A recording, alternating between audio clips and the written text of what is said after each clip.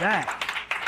Urban Grind family, what's going on? Urban Grind Radio, it's your guy, Wally, a.k.a. Mr. Music, TV, radio, and sports is my business. Right. And we're holding down in the studio. And I'm your boy, Sinista the Entertainer, a.k.a. Sinista the CEO, the big one, not the little one.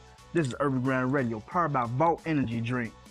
That's right. Available at Peace Markets, Farmers Market, Fiesta Market, Oak Farms, and Rio Valley Market. Ignite the charge and fuel the grind. That's and right. Follow at Vault Energy USA. That's right. Today we bring the culture, the grind, and the legends that have shaped the game. And today, stop what you're doing, everybody, because it's not just your regular show. We sitting here with the man. He a part of a dynasty, played on another dynasty, dominated, names echoes through championship history, man. That's right. 4 rings, 17 seasons, 13 postseason runs, the kind of consistency that most players only dream of. He was the muscle, the heart, and the backbone of dynasties. When you saw the goggles, you know it was time to go to work. He played beside 2 of the greatest players, not only in Chicago history, but NBA history, in Pippen and Jordan. Because this ain't just a regular show, bro. He played with Shaq, he's played Kobe, he's earned respect.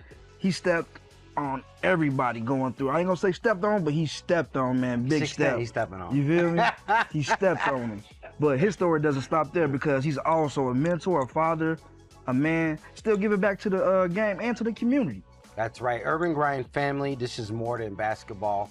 This is greatness. Please welcome to Urban Grind Radio, the champion, the icon, the legend, Horace Grant. Man. Please welcome to Urban Grind Radio, Horace. All right. Appreciate the love, man. Is this not 5 years in the making? Did we kind of like started like about 2020? We started talking 2021? Yeah. We started talking, 21, and it was a great process, but bumps in the road. But when something is meant to be, it's going to be. That's right. Man, and that's why we're here. That's right. It happens when it's meant to happen. We are honored to have you here, champ. So, man, thank you for rocking with us today, man. This is special, man, to be in the building with Urban Grind Media Company, bro. Horace Grant, man, the man. That's right. Everybody remembers the goggles. I was going to buy me a pair of goggles. I was going to rock the goggles. I did the Horace Grant jersey. Love it. I'm big. I'm the third. My father here, he's the second.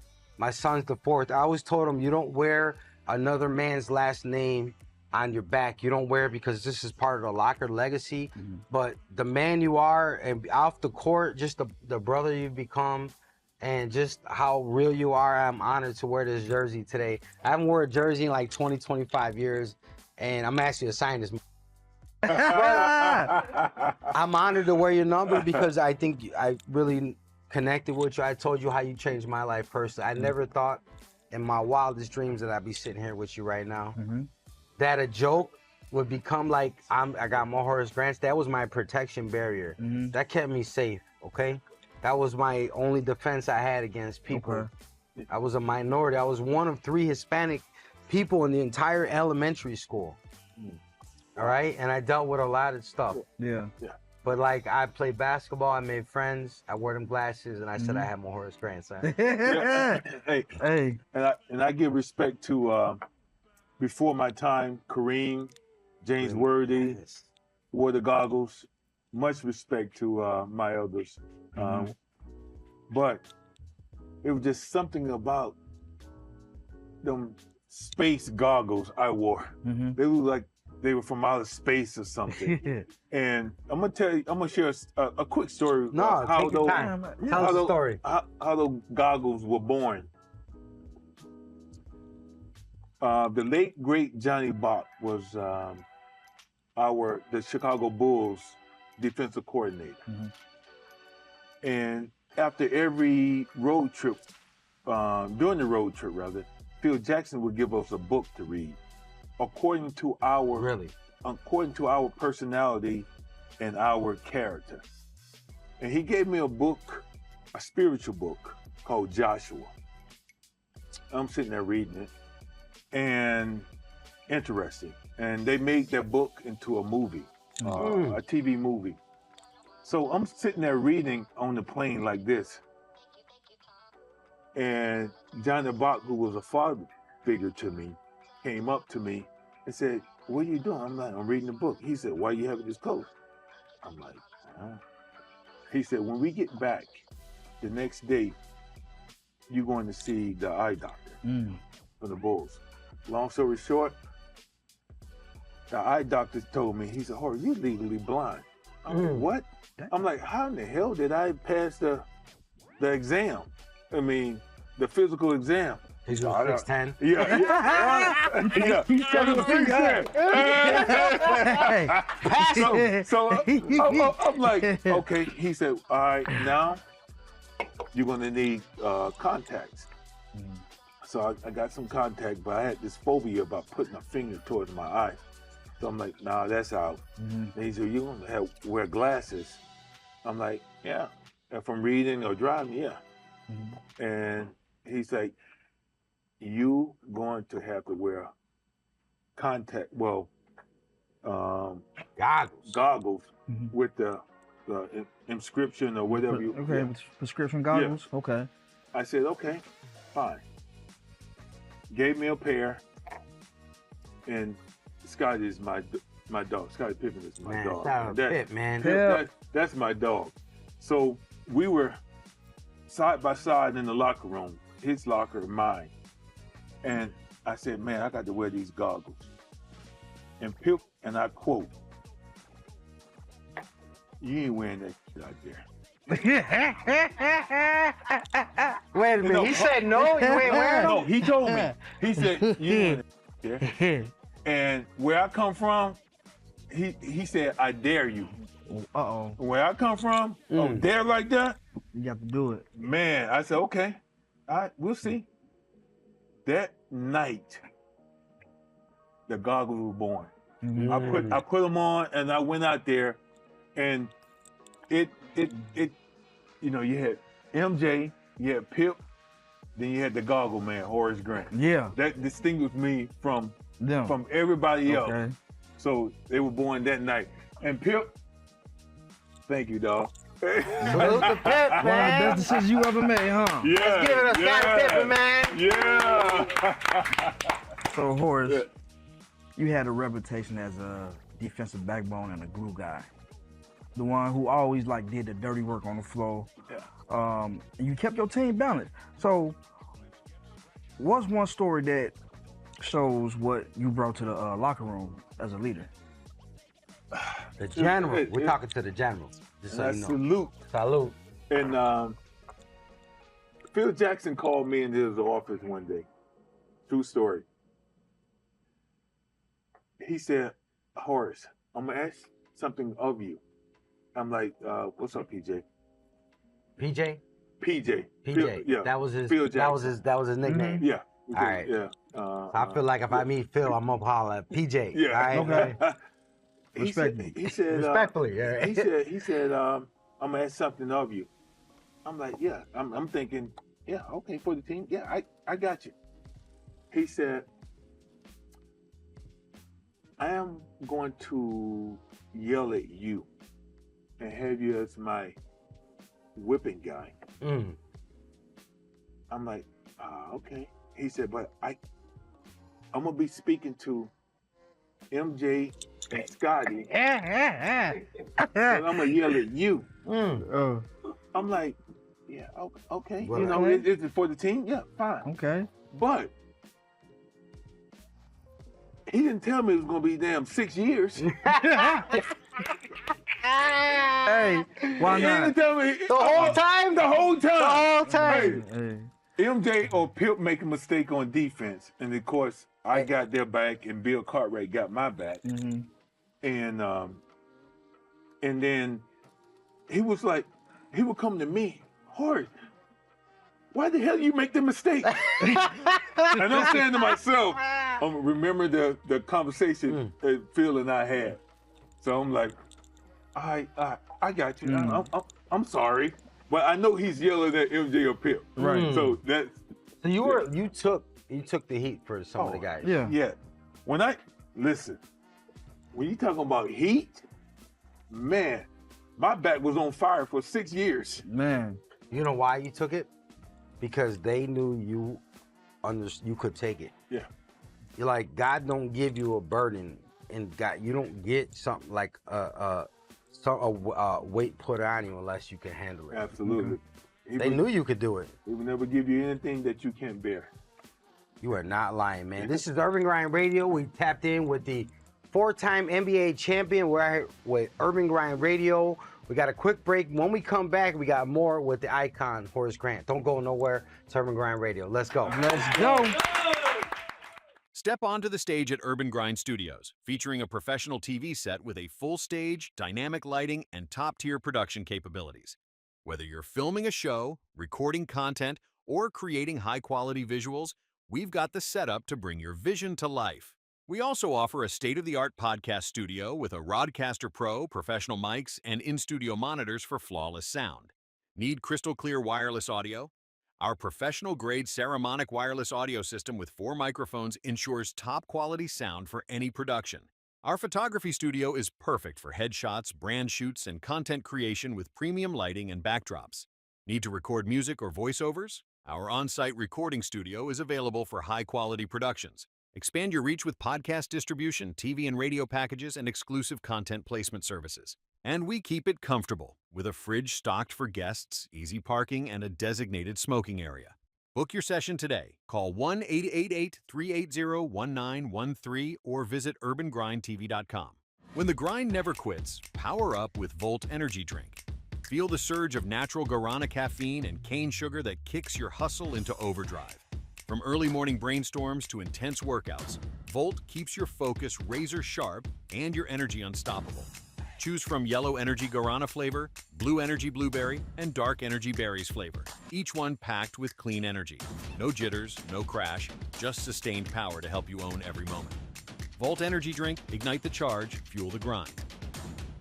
Whether you're hustling at the desk, hitting the gym, or chasing your next big idea, Volt has your back. Volt Energy Drink, drink up and follow at Volt Energy USA.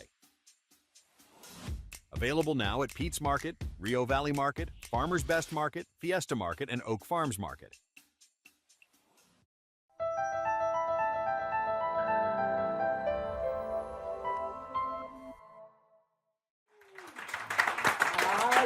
What's going on? What's going on? It's your guy, Wally, a.k.a. Mr. Music is My Business, TV, sports, and radio. We are live here on Urban Grind Radio with the legend, the icon, Horace Grant. All right. Yeah. And of course, I'm his co-host for today, Sinista the Entertainer, a.k.a. Sinista the CEO, the big one, not the little one. And this is also the home of Sinista Music Group. That's right. We cooking. We cooking today, man. Got Horace Grant to my left, got my main man Wally, bro. They both, it's Grant and Grant right now because he got the jersey on, you feel me? Oh, man. That's right. So, man, if you tuned in right now, you're joining us with the NBA legend, Horace Grant, in the building. He's a 4-time NBA legend, all-star, and one of the most respected voices in the game. So let's jump right back into it. When the sneakers came off, what was the biggest adjustment to life after basketball? Well, after the size 18 sneakers came off. 18? Is that what it is? Yeah, 18. He a tall man. You got to have something to balance. Hey, balance, baby, balance.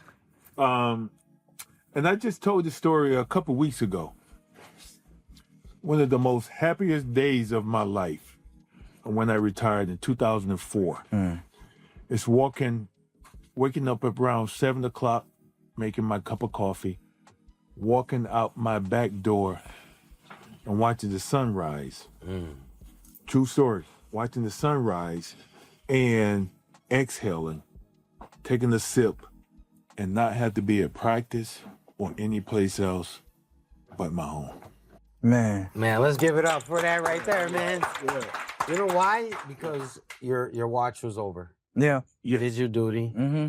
You put the years in, you put the time in, you made the sacrifices, you took the beating. Yes. Ooh. Man. You paid the price. You paid the cost to be the boss. Well, I got to give a shout out to Charles Oakley and damn Detroit Pistons and New York Knicks for the That's Beatles. right. The Beatles. Okay. We gotta have Charles on it. It's already feeling. Hey, We gotta have Charles on the show. Hey, I love to be here with Oakley. We're gonna I have promise Oak you. in because Yeah, I'm just absolutely. feeling the theme going on. Yeah. So speaking of Oakley, he was one of your mentors. Yeah. So you've poured a lot into mentorships and youth camps, right? Yeah. Was there ever a moment where a young player or a kid that meant more than you just to ever a ring?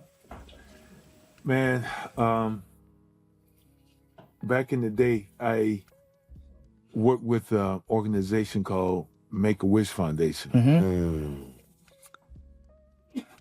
Enjoyed every minute of it, but it was one of the most difficult because I got attached to so many kids that wasn't going to, see their next birthday. And I got too emotional because it was like, man, this young kid wanted to spend time with me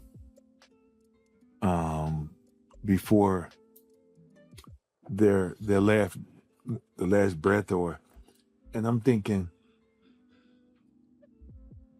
am I that special? And it took a toll on me. It really took a toll on me. But shout out to the Make-A-Wish Foundation and what they're doing for the youth, the kids. Yeah, let's give it up, man. Make a wish. Can I tell you a story? Yeah, absolutely, yeah. So my cousin Elias, my Aunt Sylvia's son, was one of those kids. He fought leukemia. And he went so far as that he got to make a wish, but he survived. He made it. Let's give it up, Elias.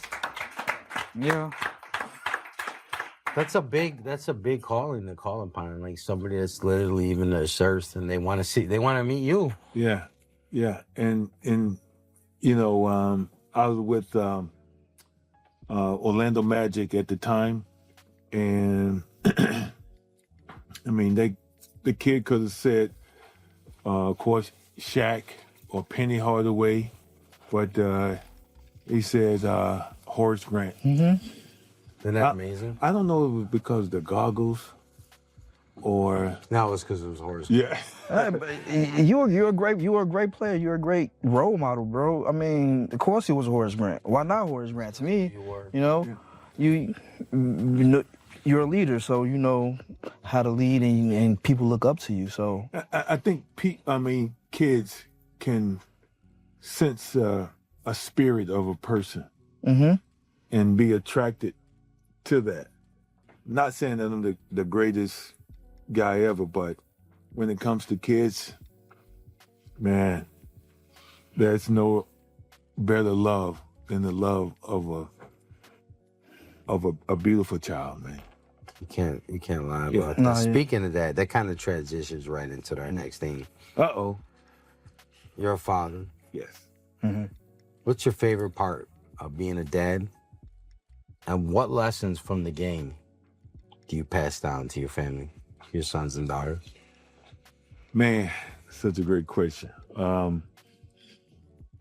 What I pass down would be kind, loving.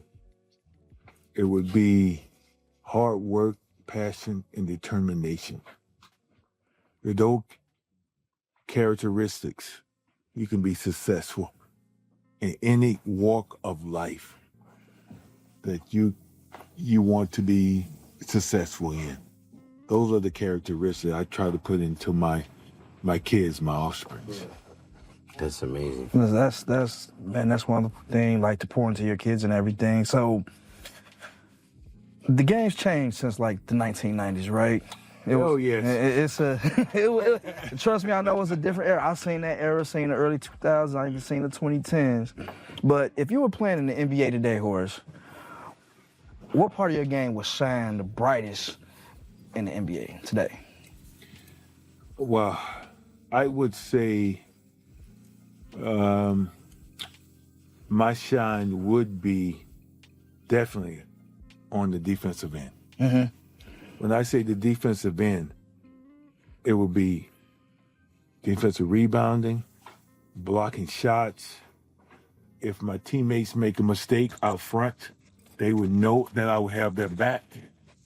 I would cover them.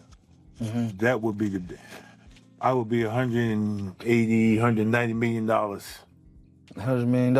Oh, And I understand that, Horace, but to be honest with you, your offensive game wasn't nothing to slouch at either, because you had a great mid-range game. yeah. You was going to the rack. Yeah. You know what I'm saying? And not only that, on the team with Jordan and Pippen, you were the third scoring option. You know, I've been so blessed since to make it. I mean, to be able to play with some great Hall of Famers. I started with MJ and Pip, Penny Hardaway, and Shaq. Yep. Kobe and Shaq. In my last year, Gary Payton and Carmelo on that. The glove. Yeah, on this team in LA. So I've been blessed to play with some guys like that, and they knew my importance of hitting that 15 to 17 foot jumper, taking it to the rack, helping them out on defense. Getting right back on defense. Yes. So they knew. Yeah. Just put it out. So, Horace, you officially part of the Urban Grind TV family right now, and radio family. So, how do you first connect with Wally and Urban Grind, and what's your experience been like working with us so far? Well, in 2020 or 2021, that Wally and I started to communicate with each other, and he gave me a vision of what he wanted to do, and I said, sounds great, but there was some bumps in the roads, and we didn't hook up then. And long story short, the spirit hit me. I'm like, I'm gonna give the brother a call, and we're here now. And to answer that question, what is my relationship to Urban Grind TV? Family or familia? La familia. La familia, bro. Yes. So, last one for you, champ, right? Urban Grind Radio is all about the grind. What's the one piece of championship wisdom you want every listener to take hearing you out today? Family first. Respect.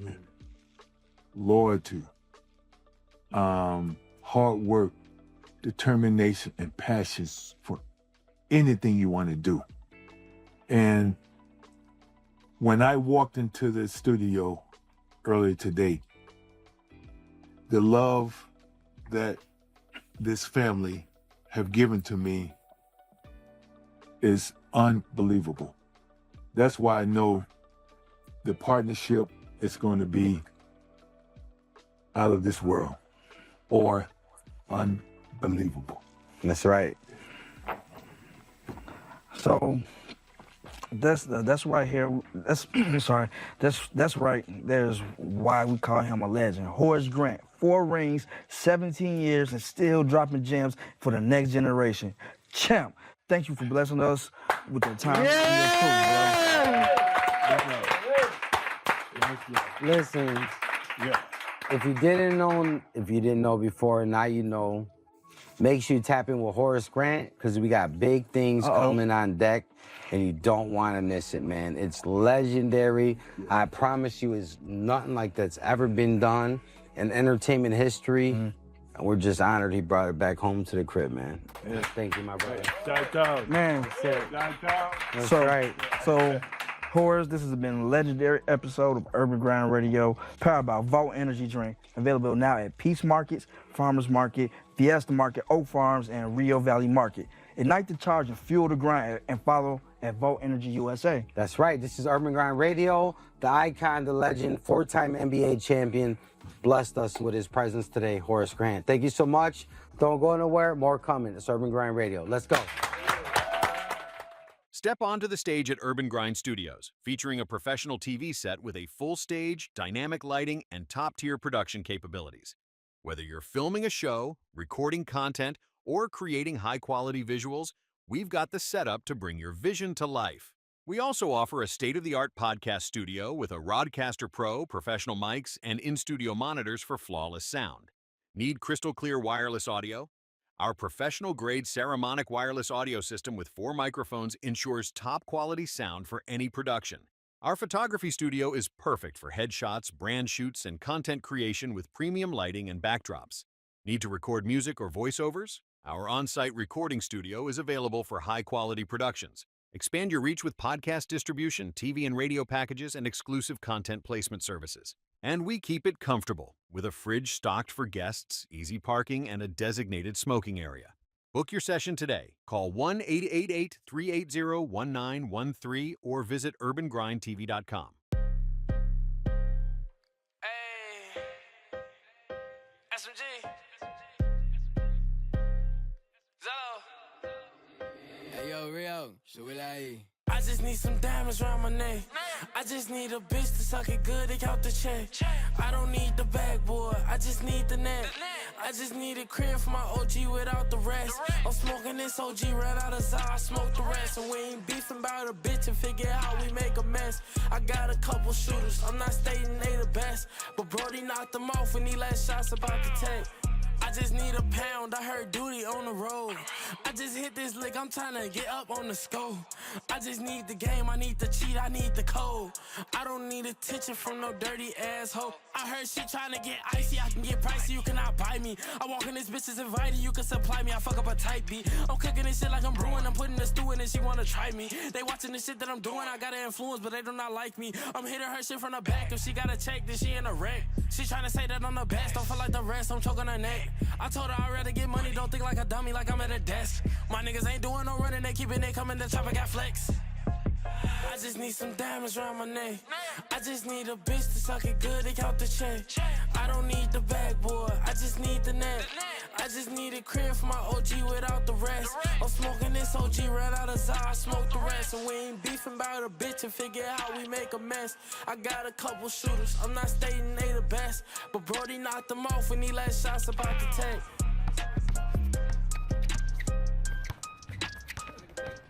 You gonna move, we gonna let him move.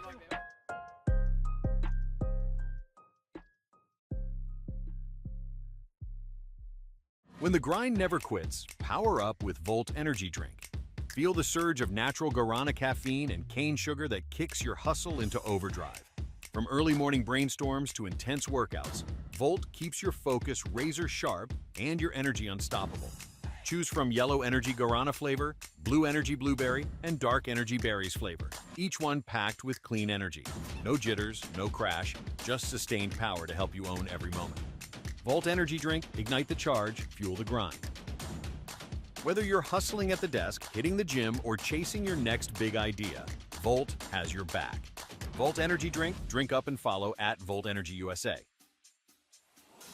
Available now at Pete's Market, Rio Valley Market, Farmer's Best Market, Fiesta Market, and Oak Farms Market.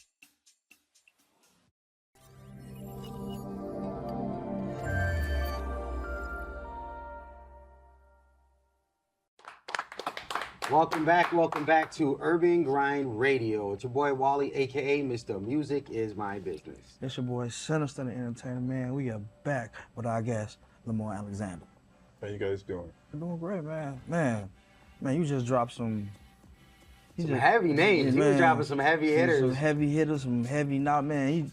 He had a lifetime, probably a double lifetime stuff going on. Jay-Z, Beyonce, you've covered major artists. Oh man, you ain't even talking about the movie Crime Partners. Talk to him. Tell us about it. I did my first soundtrack, which featured everybody in there from, let's see, Ja Rule was in it, Snoop, Ice-T, all these cats was in it. And I got the phone call once again to do the score. And that was my first score that I did for a soundtrack. After I did all the Oprah Winfrey stuff, then went straight into Oprah. Talking about Jay-Z, Oprah, some of the most powerful people in 15 years with the entertainment industry. It seemed like you got Rest in peace, Parker. Shout out Parker. Man, it sound like you got a lot of good stuff out there, man. Yeah, man, I did a lot of stuff. So, like, like as we were researching, man, I came across titles like Alone and Solitude, man. But let's take it back. So as an artist, I know sometimes we got to put something on the shelf and it collect dust. Yeah. It could be a good project, like you got something that you want to put out that you just had to put on the shelf. It's just been tucked away for some years, man. Yes. Because I've been doing rock for so long now, since the first album with State of Grace and the Killer Queen record that I did with Queen. Mm-hmm. From that all the way going into this new album, you know, I'm actually doing Spinal Tap, you know. Coming up in September, they asked me to be a part of that benefit album, and I'm gonna do a song on that album too. And what was the question again? Is there like any albums you got tucked away that you Yeah, had yeah, out yeah, on yeah. the shelf? That I was working in. I bought a house in Texas, and I wanted to do an album that's totally different than rock and hip hop, and it was a straight blues record, and it was dedicated to my father. It was Smitty's Juke Joint. It was what I called it, and literally when I got here, you know, with Sleepy and Swift and everybody, they asked me to come back here. I haven't been in Chicago in 20 years. So I've literally been here now for about 3 or 4 months. And I had to take that whole album and put it to the side. And as I put it to the side, I lost half of it. Hard drive. In the process of moving, it took me a year to do that album. And I lost all those songs. So you lost like a drive or a computer or something, right? The drive.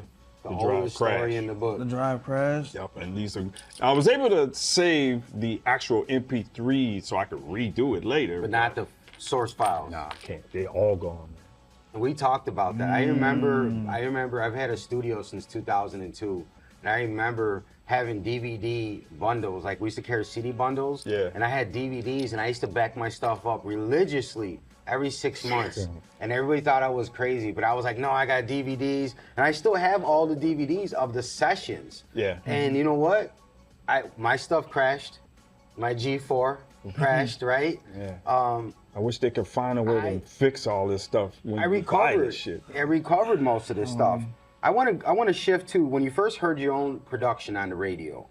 What station was it, and what went through your mind when you first started hearing it? Are you talking like early stuff? My very first song Yes, when I you first heard produced? yourself, like on the radio, or maybe talk to us about one of the times that you heard yourself that you really got excited. Okay, because first- you've been on the radio a long time, so like you gotta like I gotta be more specific. My first ever hearing my song on the radio was the "Why Are You Always Complaining" song. The answer to Janet Jackson's "What Have You Done For Me Lately," which was a parody song that I did with my brothers, and I had no idea that song was going to be as big as it turned out to be. But you know, in its own little community, the song blew up. Then it kind of got on the charts and moved up. But I was in the car in the wintertime, and I was on somewhere near Congress. And it So came in on- Chicago, you were Yeah, it was in Chicago, yeah. And I'm trying to remember what station it was on. I don't know, I think it was either GCI or BMX or whatever. Oh, Between WBMX? BMX or one of those stations, the big stations. And I'm driving and I heard the song and it caught me off guard because I was like, what the fuck, is that me? And I literally pulled off on the side of the road and got out and started jumping around and dancing and, you know, while the song was playing, and then I got back in the car and took off. Yeah, that was my very first time hearing myself and my production on the radio. And do you think as a creative, because you were just playing with it, it was a parody? It was a You parody. didn't take it so serious, I that's didn't. why it blew? Yeah. Whereas opposed to going in the studio and be like, I'm gonna make a hit, I let me- need one. Let me tell you the story about that. I went to a music conference in Chicago and I had a cassette and I dropped it on this guy's table, didn't know who it was, and I only had a few minutes to do it because my car was double parked and the blinkers was on. Dropped it, left, ran back outside. A week later, he calls me up. Company is called Playhouse Records, independent record company in Chicago. And he says, and I got 4 bangers. And I just said, well, I think I'm gonna put on the fourth song, I think I'm gonna put this parody on it. But I really love these 3 songs because I put a lot of effort, time, I wrote them, they were mine. Man calls me up and says, this song here we like, the parody. The parody. He didn't even care about the other 3. The parody is what he wanted. And I said, what? You want that song? And he was like, yeah, that's the song we want. And we want to sign you guys up to, you know. He asked me, was it me? I said, no. Even though I produced the song, I have brothers. And there was no way I was going to sign a deal without them. So I told him, I said, you want me in the song, you got to sign my brothers. Wow. So they signed a song. We called ourselves The Fascination at the time. So the song that they picked, the parody, is that the one you had the most fun making? It was an awkward song because I was pissed when I did it because it was like, this is a female's anthem. And I hated it. So I said, you know, I'm gonna make a song that for the males, a male anthem against that song. And it was a joke. I wasn't trying to make a real song, but you know, it was a parody. And when they heard it, they was like, we need to put this out. And we put it out and it did really well. Yeah, it's funny how the stuff we don't think gonna make it be the stuff that make it. Yeah, that surprised me completely. Man, that's an incredible story. Listen, we're going to take a quick break. It's powered by by Bolt Energy Drink. Ignite the charge and fuel the grind. Grab a moment, take a sip. We'll be right back. Don't go nowhere. Urban Grind Radio. Welcome back to Urban Grind Radio. Now syndicated in 12 different markets from Phoenix all the way to London, England. Shout out to our radio partners. My name is Wally, a.k.a. Mr. Music is My Business. I'm Sinista the Entertainer, a.k.a. Sinista the CEO, man. And today we got an honored Chicago guest, multi-genre legend, producer extraordinaire, and guitar virtuoso, Lemoyne Alexander. Yeah, let's give it up for him, man. Let's give it up. And he just rocked the stage. I'm talking about put on an excellent show. Live performance, Thank man. you. Thank you, guys. Man, you've been making waves since the 70s doo-wop days. Yeah. Tell us something that your fans have never heard about you before your first live gig with the Young Masters. We performed, when we were kids, we performed in living rooms. And I think we did about 2 or 3 songs. It was maybe at best about 5 people in the audience. And I didn't care. I performed like it was like 100, 200. Tell me those ain't the best days, because those are days. tough crowds, ain't they? Yes, very tough. There's always family and some friends in the neighborhood. Those are the toughest. If you can convince them, you can convince anybody. So, yeah. So let's change up the pace a little bit, man. So let's give me like a WTF moment. Like every studio veteran has a jaw-dropping incident, right? When you're in the studio, something doesn't go right or something embarrassing happens, man. So tell me something that you can't believe happened while you was in the studio. I was in New York at Unique Studios, and I had just signed this deal, and I was really getting ready to work with Big Pun. Oh man, Yeah. legendary. And my manager at the time told me to go to the studio with him, and we all ended up in the studio with him in Unique at the top floor. I forgot what room we was in. But, you know, I'm watching everything that Big Pun do. And as I'm watching him, I'm got songs in my head that I'm getting ready to produce for him. And I'd never seen this before. This man would get on the mic and he would start rapping and rapping. And he has this voice. When you rapping, he would say, like in between that.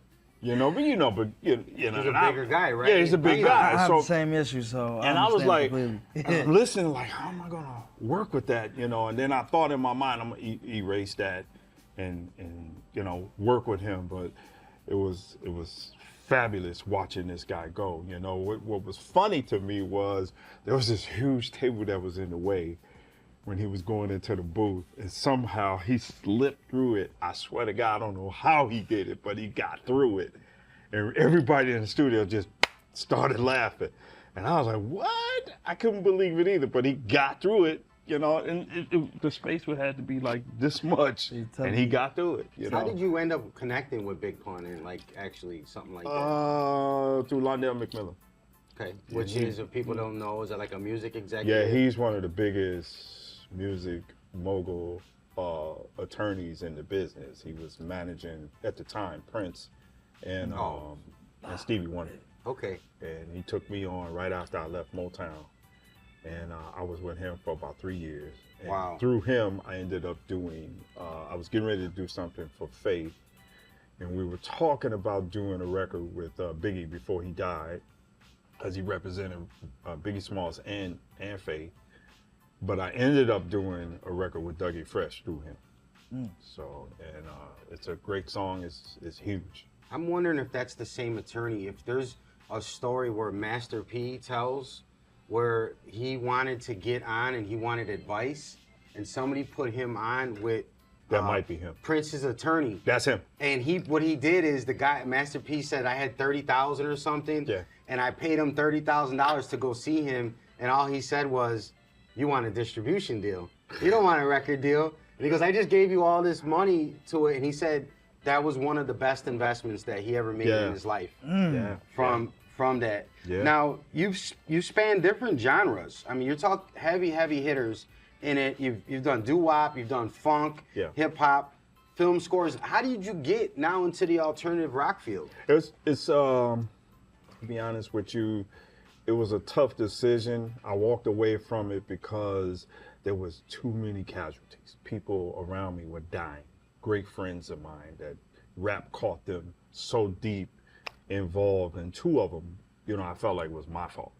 You know, these kids would come and see me for me to produce them, and like one particular guy, I produced his whole album, and I got him a deal, and he celebrated like the night before we were supposed to sign the deal with his girlfriend in a barn. And the barn was made like a studio, and he had this pen gun, and he kept playing with it, and his girlfriend kept telling him stop, you know, messing with it. And he shot himself, killed the deal, killed everything. And his mom went on a protesting, you know, journey to ban these pen guns that they got from prison. You know, but yeah, that was not your fault. I think I want to clear that. You know, I'm not gonna say that it was or not, but because I got him the deal, you know what I'm saying? And it was a careless act, and you know, I'm like really upset that it was a careless act, because this guy had talent. No, you know what you did? I want to clarify, because I've lost a few people along the way. What you did is you allowed that person to live their dream before they passed. Yeah. You gave them their gift, and probably something that no one else would have gave them. Yeah. So ultimately, and probably the biggest gift besides, you know, birthing them, was that. Yeah. So you can never take that. People make decisions, and you know what? If that was meant to happen, it was gonna happen sometime. Yeah. You know, but that's one of them. That's one. Yeah. Tell us about the other one. Well, I mean, because it was so personal to me, it kind of took me away from rap. And I'll tell you the story, but I'll tell you this. When I lost that guy and two other guys in this rap business, the bitterness came. And because of the bitterness, it just completely made me not want to do rap anymore. And one special guy, his name was Goldfinger, and I was mentoring him.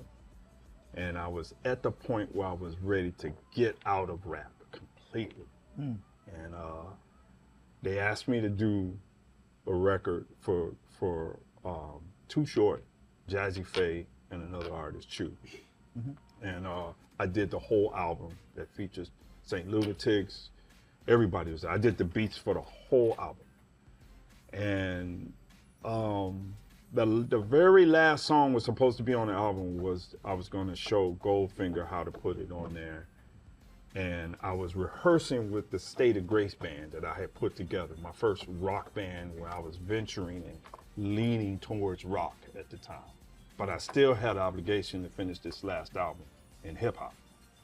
Well, as I was rehearsing that night, he had drove in from Indianapolis, and he said, LA, I'm at the studio. And I said, all right, go to the studio.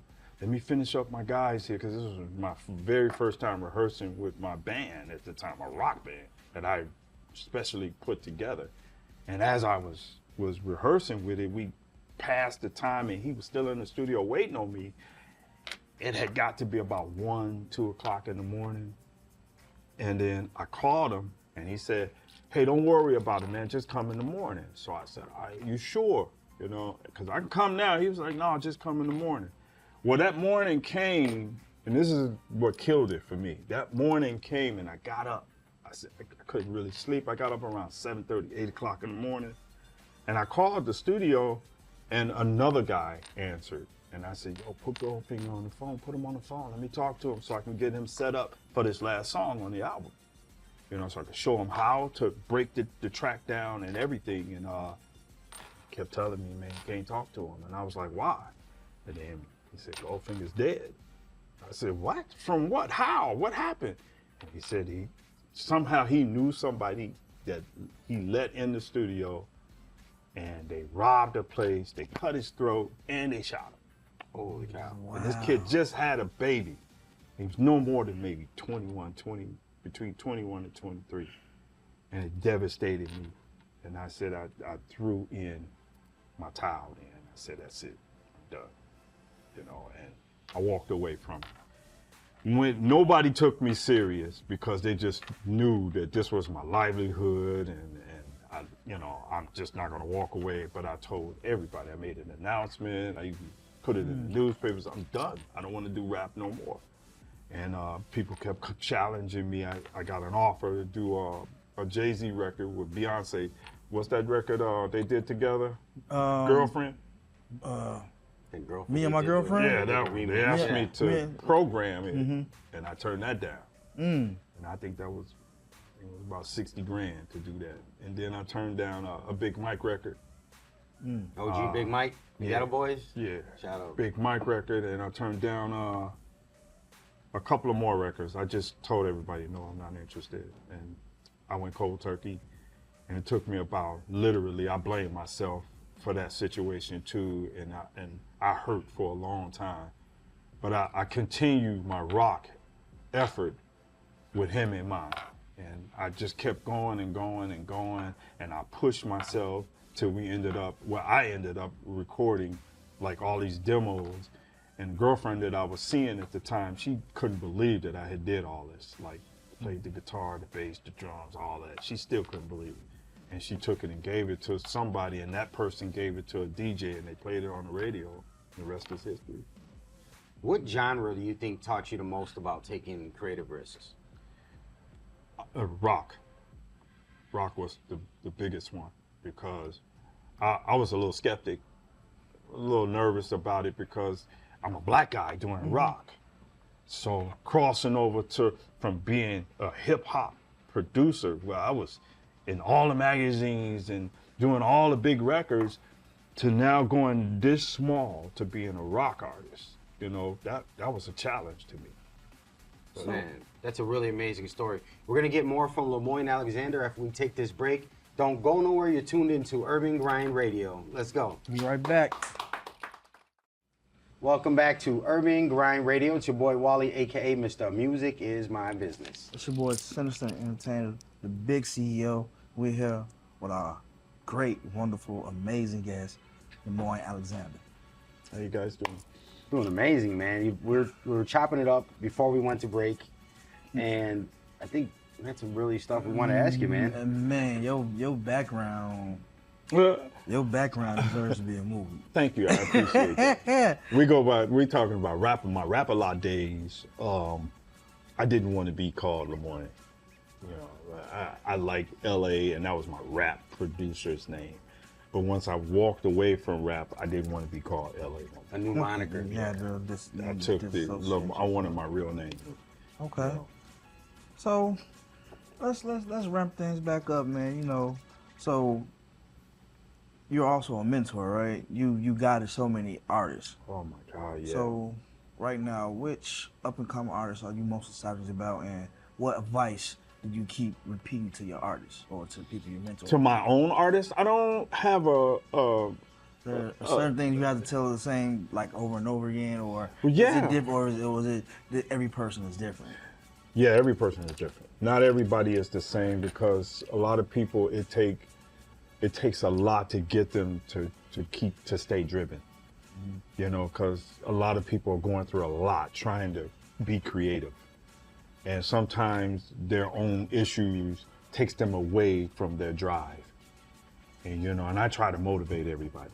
You know, if you believe in yourself, and, you know, don't give up, because you never know when your time is going to come. I want to speak on that. We all have the same 24 hours. Yeah. But some people make excuses. All the and that time. was something that I grew up with, is you can't make money and excuses at the same time. Oh man, No. there was a lot of times, I got to be honest, there was a lot of times I wanted to walk away from it. I was broke, didn't have any money, didn't have a car to get to anywhere, but I kept going. I kept, you know, my mind, my mental, the music, it was always about the music. And every time I would get into the studio to literally make a song, I forget about everything that I was depressed about or mad about or whatever, and I just make it work. Some kind of way, I just make it work for me. You know? That's kind of leading right in. I was going to ask you about how you tailor your music, your sound, the record choices that you're doing to connect with an audience that you can't see. Yeah, that's true. As a rap producer back then, I used to compete with what was on the radio, what was on the charts. And I found that was very difficult, because I couldn't be creative. I couldn't be myself, because everybody will want what's the next thing that they hear on the radio. So I would argue with a lot of the rappers until I convinced them that trust me on what I'm doing. And then they go, yeah, you were right. You know, I want that beat that, you know, so-and-so did. And I go, no. You know, I tailor make most of my beats for every rapper that I've ever worked with by listening to what they can do. And they trust me, and I've been able to make top 10 hits by doing that. Now, when it comes to me, what I basically do is I write according to how I feel. I don't have to worry about competing with the charts no more, especially in rock and roll. You don't care. You just basically write what you feel. And I've been blessed and fortunate enough, especially on the first album, second album, going into the third album, that I didn't have to compete with nobody. Whatever I felt, I just wrote it, went in there and sang it, and that's it. That's called making your own lane, ladies and gentlemen. It is, man. There's no traffic when you're in your own lane. Yep. Yeah, and you got to be driven. You got to be driven. All day. When you're in that lane. So you reinvented yourself. I sure did. Time and time again. Yep. So what More else? than one time, but you know, I'm happy that I did it, because the world really likes this song now. That even my record company and my management team, they were all like, you know, this is a song we need to put out. And I didn't even like, I didn't want that record, but they was like, trust me on this, and I had no clue that record was gonna be as big as it is right now. Yeah. So, and that's great. So what do you got? What you got plotting next? What you got going up? What you got coming up next, man? What you got in the mixings, in the cauldron? Yeah. I'm excited to drop the new album, which is called Alone. Okay. And we have a couple of new singles that we're getting ready to put out in the near future by the end of this month. Song called Daydreaming and Claustrophobia. And, you know, believe it or not, there's a feature of me and Twista on the record. Oh, On the album. Some people might know him as Tongue Twister. Yeah. And, you know, I didn't want to do any features, but for some reason, you know, we kind of like clicked on this vibe. And this is his first like pop rock record that he's doing a Crossover. Yeah, crossover. So it's kind of different for him, different for me, but it worked out pretty well. And I don't know, you know, when we drop this album, we're gonna go on a promotional tour to promote it, and, you know, and that's it. You know, I got a couple of videos I'm gonna be doing you know, hopefully I can get all the fans to come out and be a part of it. But yeah, that's it. So if people want to hear the new music, they want to watch the music videos, they want to tap in and see if they can get in line for some production or get a booking. Yeah. Where can they find you? Where can they follow you? And how can they tune in? Number one, my website, which is LemoyneAlexander.com. WeLemoyneAlexander.com. And then we got Spotify, we got Twitter, YouTube, Facebook. Just type in Lemoyne Alexander and it'll come up. Thank you so much for your time today, sharing some gems, some exclusive stories, and rocking, man. You came in and rock. We've been trying to put this interview together. Yeah. Thank you guys for having me, man. Thank you. Shout out to Sleepy for putting it together, man. Shout out Sleepy, man, you know, and the merch. That's right. And the merch, man, the Trust None, Wicked Entertainment. If you guys want to hear more, go over to urbangrindradio.com. We got clips, behind the scenes, archives of the old episodes and stuff coming up, man. And you can follow me at Urban Grind TV at all social media. Man, you can also download the Urban Grind TV app on Amazon Fire, Apple TV, Roku TV to catch every episode on demand. Nice. And of course, nothing happens without our partner, Volt Energy Drink. Ignite the charge and fuel the grind, man. Make sure you don't go nowhere. Stay charged, stay grinding. Until next time, it's Urban Grind Radio. Man, let's go. Yo, what's up? This is Lemoyne Alexander. Tune into Urban Grind Radio.